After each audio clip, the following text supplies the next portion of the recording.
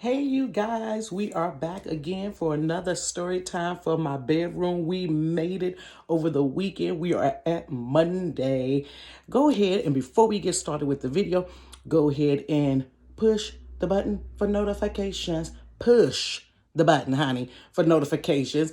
Go ahead and when you watch the video, give it a thumbs up and also subscribe to the channel. And hey, to my new subscribers, I got some new ones over the weekend, y'all. I'm super excited. I try to engage with everybody in their comments when I get a chance to. This week, you guys, is the anticipated Scandal Week. Ah, look at Olivia Pope.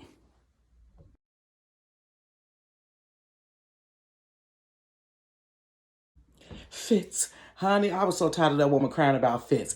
So here we go, y'all. This one is the church scandal. I know everybody love a good church scandal, and you probably heard 1,000 of them. So let me share this with you guys before we get started on this video here. This week is going to be some jaw dropping. It's going to be funny. It's going to be some life lessons, or it may be awakening for something, and some of them just may be eye-opening for you. So here's the backdrop. I was at this particular church. Remember, if you watch my videos and if you've been keeping up with the videos, I had a friend named Monica and I took her to the church revival, honey. And the church that she went to was so far away from me. Now, she had friends at the church that she would hitch a ride with, but I wasn't going to make her responsible for getting me a ride to church. So they had a church van service. So I would call the number and I would, get on the list for the church van. But then sometime I would forget about it and they had a cutoff time. So it was getting really hard for me to get to church, you guys. And so what I ended up doing was I started praying like, Lord, I want to find a church that's in the area that I'm in. So at this moment, you guys, like today, I've been in church for about 26 years and I've seen so much stuff. I saw some good stuff. I saw some questionable stuff. I seen some ugly stuff.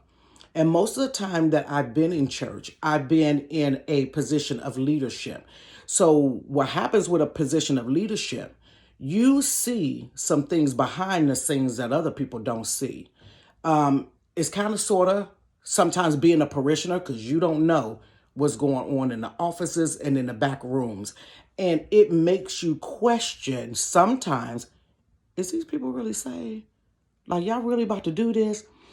So I prayed for me a church. So I want you guys to know that, first of all, I want you guys to know I'm not here to promote go to church, and I'm not here to, re-solidify for some that, or for some that may say, I'll never go to church. I'm just not that person. Me, if the church is bad, then like this church started off good, but it ended horribly bad. I didn't leave.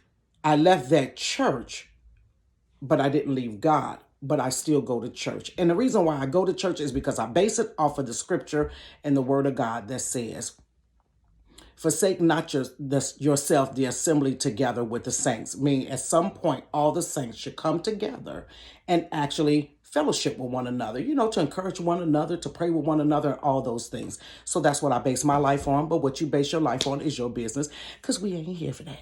Okay, so I was praying for me a church. So one day I'm watching cable, you guys. And I see cable at that time, and probably still does now, had these off channels, like a community channel or something like that. So I seen these two people, a man and a woman, sitting at this table. And it was like one of those, what I call now a bootleg channel of cable. I saw them sitting there and they were just talking. And what they were talking about, they was teaching like a Bible class or just some life lesson out of the Bible. And it intrigued me. It caught my attention. And I'm sitting there watching. I said, wow, I probably would like to go to that church. I said, man, I wonder where it's located. So at the end of the video, they told what their address was and they told what their phone number was if you wanted to contact them. And so guess what? It was around maybe a few blocks or so, a little bit more than a few blocks from me, and it was in walking distance. So at this time, I had 3 kids. So yes, let's get to this church. So I didn't get there that week, and so I end up going the following week, or maybe 2 weeks after. Some things came up, I got distracted, And so now let me get on around here to this church. Mind you, at that time, you guys, I was a tomboy. So I did not have a skirt. If I needed a skirt or a dress for something, then I had to go purchase one. So since I had not been to church in forever, I used to be a Jehovah Witness and we went to the Kingdom Hall. And that's just how I was raised in church, was a woman did not wear pants to church. We just didn't. We wore skirts or we wore dresses to church. And so I went to find me a skirt. So I got my little skirt, y'all, and I picked out a mini skirt, baby. In the front, it came to my knees, but in the back, it was a little raised up because of my butt. So I walk around there and I go to the church. Let me pause there and tell you what type of church it is. It is a holiness church. So that's the people that speak in tongues, believe in baptism in Jesus' name. They hop around and shout, honey, and you're liable to get hit if you don't move fast enough. It was that type of church, okay? These were the rules of the church, unbeknownst to me at that time. Unbeknownst to me at that time. Eventually, they lay out the rules of the church. At this time, this was in 1996. Women, honey, most of the rules was on women. Women could not wear colored hair. You could not wear open-toed shoes. You could not come bare-legged to church. You could not wear pants or anything pertaining to a man. What else was it? You couldn't drink. What else was it? Those were basically, you couldn't wear, did I say makeup? You couldn't wear makeup. So you couldn't wear lipstick or whatever like that. Some people would try to be a cutting edge and wear gloss, but they would wear the tinted gloss. So you couldn't wear lashes and all of that stuff. And did I say you couldn't cut your hair? Oh, no, I said color hair. You couldn't cut your hair. So this right here, honey, was a big no-no. You could cut your split ends, but you could not cut your hair down like this because they consider that to be like a man hairdo. They go off of a scripture. And I'm going to put these scriptures, you guys, in the video. It popped up now, okay? I'm going to put them in the video. And I also put them in the description box. There's a one that says that a woman's hair is her glory. So they make that to be, you can't cut your hair. So it's old school holiness, stockings, girdles, bras, all of that good stuff. Well, you wear a bra anyway, but all that good stuff. Okay, so I get in the church and everybody's real friendly and it's a small little church and it's actually the old church of the church that I went to with LaMonica. So they're having service in like one of the areas of their church and renting that area out. So, it was like a little friendly family thing, small oriented. It was a few people there. There was a deaconess and a deacon, and there was another deacon guy and, some sisters and some ministers and stuff like that. And then the people that was teaching on the TV, they had the pastor and his wife, they had like 4 children. So my kids had somebody to play with. And so it was real family oriented and nice or whatever. So I really, really linked hold of this church and it was in walking distance. It was everything I needed. They picked me up. They dropped me off. We go out to eat. We had fun. They taught the word. They break down the word and all of that different stuff. And I'm like, okay, this is great. Okay. So there was a particular deacon that was there and him and his wife. They were like the main deacon and deaconess person in that particular church. And so they were always like, she would, do praise service. She would be teaching and he would be up there. He'll be doing some teaching too. And just, you're not supposed to do this. It was always what you're not supposed to do. And everything was sin and everything you're going to hell. I said, my God, everything gonna send me to hell. I ain't never gonna have a chance to get to heaven because I'm in the building, but I still got some mess ups. But it was always this fear that was in the atmosphere that you were just going to go to hell about everything. And then after some time, I used to be like, Lord, I just got to go to hell because I just can't get right up in messing with these daggone people. So now, next door to the church was a building. So this was probably like a year or so out. Everything's going great at the church or whatever. Now, one of the things that I did not like, but I surrendered to it. Look at this. They had church too much for me, baby. Yeah, first of all, black people, if any white people on here, God bless you, Caucasian people. Honey, but black people have church too long. We already, whatever service you in is already too long. And then you're going to put multiple nights on it. So we were at Tuesday night Bible study, Tuesday night Bible study, Friday night joy night or praise night, Sunday morning, and then Sunday night, and then maybe they threw a ministers meeting in there on a Wednesday. So in essence, we were in church on Sundays, Tuesdays, Wednesdays, Fridays, and then sometime on Saturdays, they would have choir. Well, why do we have a choir? It's only about 10 people here. Who are we singing to? You guys, so that part I did, it was too much, too much. But because I thought that's how you serve God, I went on and I went, well, my God, I was tired. But it was fun when we were there, but it just, I know, honey, the way my life set up now, I'm virtual church. And when after I left that place after 12 years a slave, honey, I went to a church. We had church 2 times a week, Wednesday and Sunday. And it wasn't no night service because everybody was there in the morning time. Night service is supposed to be for those people that work. At work on Sunday morning, can't get no church, so then they come Sunday night church. That's what Sunday night service was set up for. But if I was at Sunday morning service, why should I come to Sunday night service if I don't want to do it optional? Y'all don't start me on this. Don't start me. I love the Lord, but his people can be Yankee. Jesus, get your people. They can be real Yankee, y'all. So there was a building next door to the church, and they end up making that building a group home. So because we down there and the little boy was banging on the drums and we singing, the noise was going over to the group home, you guys. So the kids that was in the group home were all different kind of kids, black kids, white kids, Hispanic kids, teenagers, younger, whatever. They started hearing the music and were inquisitive about it. So one of the younger boys came over and kind of peeked in one day. And so we're like, come on in. It was Bible class. And so he came in and he sat down. You know, we all greeted him or whatever, made him feel nice or what have you. And so he left feeling good. And so he went back to the group home, told them, hey, they got a little church over there and the people over there are pretty nice. So they started coming over to the church. And so now, oh, great, the church is growing. Oh, baby. So let's go back to the deacon and the deaconess. They were some of the ones that would do the teaching and the preaching. So the deacon was always talking about you can't drink, you can't this, you da da da da da. You can't drink, you can't this, da da da da da. Don't be drinking this and da da da da da. Love the Lord, don't drink, da da da da da. You really stuck on drinking, bruh. I mean, come on. Let me tell you something. I got a cool bottle of wine in my refrigerator every week. Sometimes I buy me 2 bottles of wine in my refrigerator.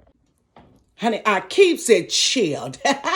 Okay, in the refrigerator. Let's go ahead because we're going to crack that open with my salmon later, y'all. So, they started coming, all the little kids started coming over there. And so the deacon and me were responsible for collecting like the offering at the end. So everybody come up, put in $2, $3. It's small church. We all kind of poor. You ain't going to get no great offering there, right? So the little boy came up. The one boy that originally came over to the church. He put his money in the bucket or whatever. And when people put the money in, he would say, God bless you. Thank you so much, for giving or whatever. And so he kind of stumbled off. And we're like, okay, what's going on with him? So then another service go by. And so me and the deacon, we will put the little offering bucket because the part of the church that we were in was like the kitchen, but the kitchen was kind of big, so we was on the front part, not back there where the stove and everything was. So they had a freezer. So me and the deacon would stand over by the freezer, and we would put the buckets on top of the freezer, and people would come up, and you can get your little envelope if you need a tied envelope or something like that. So the boy comes over again, puts his money in. Deacon was always first and I was over here. So it's according to which way you were sitting or where you were sitting is which bucket you would put it in. So he would always end up putting it in the deacon bucket. So he put the money in the deacon bucket. And then when he went to walk away, he passed out. Oh my God, he done passed out. So we all rushed over there. What's going on with him? He's just on the floor. And then maybe like a minute or two, he wakes up and we're like, do you need us to call the ambulance? Because we was going to send some of the kids over there to the group home and say, hey, this boy passed out. He said, no, I'm fine. Please don't call him. Don't call him. And we're like, okay, you didn't hit your head or anything, did you? Da-da-da-da-da-da. No, I'm fine. We can call the ambulance. We want to make sure you're okay. So, the other sisters in the back screaming, God, hell him. They back there clowning, honey. That brother was going to be all right. Okay. So he come back for another service. He come on up there and God bless you for putting your money in. God bless you. Da da da da da. He go by the deacon again, dropped his money in there, walked halfway there, and passed out. Now, wait a minute. Well, this about to be a liability right about here. And I know they ain't got no insurance, but this here, first of all, you in the all-black church, you little white boy keep passing out. What's going on? So by this time, we called the fire department. He didn't want to go to the hospital. He was fine. They checked his little head, whatever, da-da-da-da-da-da. And so we went on, made sure a couple of people walked him over to the group home so he didn't fall out. We didn't know what was going on with him. So we're like, okay, everybody put him on a prayer list. We don't want him. They keep blacking out. Something going on with him. We don't want him blacking out. So you know they already thought it was the devil making the boy black out. Okay, keep thinking that. So we praying, Lord, the devil trying to make this boy pass out so he don't come to church, woo, woo, woo. So he come back again. And so the pastor said, before he comes into the service, bring him to my office so I can talk to him. And so the boy came in and he said, what's going on with you? You keep on passing out. We want to make sure you're fine. If you need us to, accommodate you some type of way, woo, woo, woo, then let us know how we can accommodate you. And the boy said, so we're all in the office. It wasn't just the pastor in the office. It was the pastor, the wife, it was me, and like pastor, wife, and me. We was all in the office. And so the boy said, no, I'm fine. I have a condition. Y'all, I have a condition. And he said, well, what's going on? Do you have epilepsy or, what is it, fainting spells? He said, no, every time I smell alcohol, it makes me pass out. And there's other smells. And he started naming off other smells that makes him pass out. Y'all catch that? Okay. So you was like, what? Yeah, it makes me pass out. He's like, oh, okay then. So the pastor was like, I don't know what he's smelling because ain't nothing going on in here. So he go up to the thing and woo, woo, woo. We taking up the offer. He go up there. He put the money in by the deacon. He looked at the deacon and passed out. Oh. So we sitting there. And I told the pastor, I said, he said alcohol, right? He said, yeah. I said, why every time he go by deacon, he pass out? Is deacon drinking? Child. We pulled the pastor pulled the deacon in the daggone office, y'all. Find out the deacon had been drinking out. His wife knew he had an issue with alcohol. Y'all, he wasn't drinking no wine. He was drinking liquor, and had been drinking liquor for a minute. Let me tell you something. If you go drink your liquor, if you got a drinking problem and you in church, then stay on in there and make God to deliver you. But what you gonna do, what you shouldn't do while you in your process, is condemn people and keep talking about don't drink, and that's your struggle. That's what makes you hypocritical. Now y'all see me with this whole bottle of wine right here. How dare I get on any platform and say, y'all don't be drinking that wine, don't put it up to your lips, even though there's nothing wrong with drinking wine. And y'all don't be drinking wine and putting it and doing this and that. How dare I do that? And then y'all see me out one day with a whole glass of wine in my head. Leave that mess alone. That's like me telling y'all, don't sleep around with people because and then I get caught up in a love triangle scandal. Leave that stuff alone. People tell on themselves, sometimes by what they keep harping on. What they keep saying, don't do. And what they keep going on about. Sometimes you're telling on yourself. That man had been drinking for a while. So he pulled a wife in there. Did you know he was, of course she know he in the house with her. Yeah, I've been trying to talk to him, But y'all up there telling folks don't drink. I don't know what that boy's condition was, you guys. I tried to Google it. So I Googled one condition. I don't know the name of it. I'm going to put it down in the description thing. But it's when somebody have a hypersensitive sense of smell. And when they smell stuff, certain things, it makes them either nauseated or something like that. It's a real life condition. The boy never named what his condition was, but that was about the closest thing that I could find. Child, the deacon was sneaking down to the liquor store getting Hennessy, honey. Patron. All of that. drinking. But he was the main one talking about don't drink. Man, sit your alcoholic tail down. Sit down somewhere, got that boy passing out. But look how you got told who in the world. I done been around that man plenty of times and was up there, counting the money. Maybe I ain't paid no attention to him. Maybe I ain't standing that close to him or whatever. But look how you got told on. Don't you know people, when they get caught for stuff, it be like the most minute thing that happens. And it blows up into something huge. And it was just one little thing that happened. And there you are, you exposed. So he got busted. And I think they sat him down, y'all. I think they sat him down because he was up there preaching stuff and doing something totally different, living that hypocritical life. Don't do that. Don't do that.